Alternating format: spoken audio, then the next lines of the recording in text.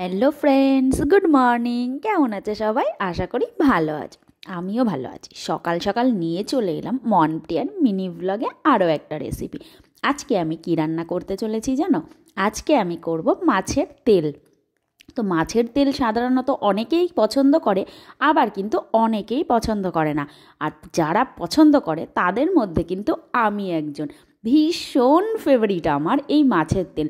গরম গরম ভাতের সঙ্গে এই মাছের তেল যদি দেওয়া যায়, আমার আর বিশ্বাস করো কোনো সবজিই লাগে না, শুধুমাত্র এই মাছের তেল দিয়েই এক থালা ভাত খেয়ে উঠে পড়তে পারি।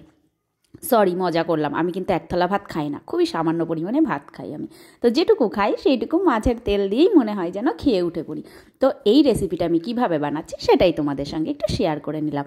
তো চলো চটপট দেখে ফেলি। এখানে আমি কড়াই বসিয়ে দিয়েছিলাম, তার মধ্যে সর্ষের তেল দিয়ে দিয়েছিলাম।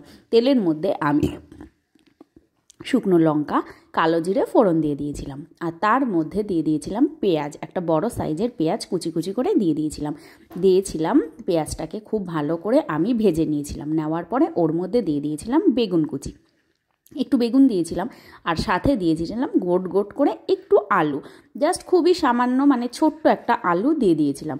এবার আমি হলুদ আর লবণ দিয়ে খুব ভালোভাবে এগুলোকে ভেজে নেব।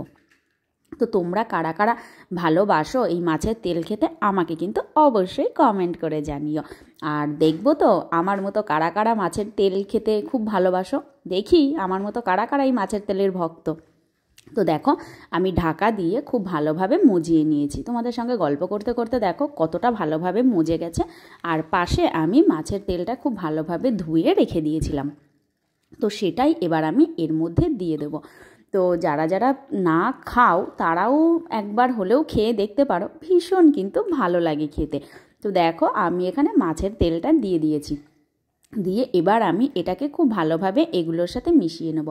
মাছের তেলের মধ্যে একটু যদি এরকম সবজি পড়ে তাহলে কিন্তু খেতে খুব একটা মন্দ লাগে না, বেশ ভালোই লাগে খেতে। আমি তো এইভাবে রান্না করলাম। তোমরা কারা কারা কীভাবে রান্না করো আমাকে কিন্তু অবশ্যই কমেন্ট করে একবার হলেও জানাবে। তো দেখো আমি এখানে মাছের তেলটাকে সব কিছুর সঙ্গে মিশিয়ে নিয়েছি, আর একদম গলে গেছে, গিয়ে মাছের তেল থেকে তেলটাও বেরিয়ে গেছে। এবার আমি এর মধ্যে দিয়ে দিলাম একটু ধনের গুঁড়ো, যাতে একটু গন্ধটা আসে আর স্বাদটা একটু বাড়ে। তো দেখো ধনের গুঁড়ো দিয়ে দিয়েছি। দেওয়ার পরে আমি এটাকে খুব ভালোভাবে নাড়িয়ে নিয়েছি। দিয়ে দিলাম সবশেষে দুটো কাঁচা লঙ্কা ভেঙে। এবার আমি এটাকে নামিয়ে নেব। তেল বেরিয়ে গেছে মানে আমার এটা কিন্তু ফাইনালি কমপ্লিট হয়ে গেছে। তো চলো এটাকে এবার আমি সার্ভ করে ফেলি।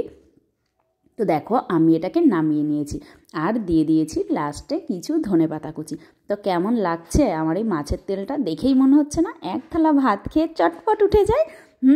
ওটাই তো বললাম, তাড়াতাড়ি করে বানিয়ে ফেলো আর এক থাল ভাত খেয়ে উঠে পড়ো। মাছের তেল সাথে থাকলে মাছ মাংস লাগে নাকি? একদমই লাগে না। তো আমার ভিডিওটা আজকে কেমন লাগলো তোমরা কিন্তু অবশ্যই কমেন্ট করে জানাবে। তো আজকের মতো এই পর্যন্ত, দেখা হবে নেক্সট কোনো ভিডিওতে।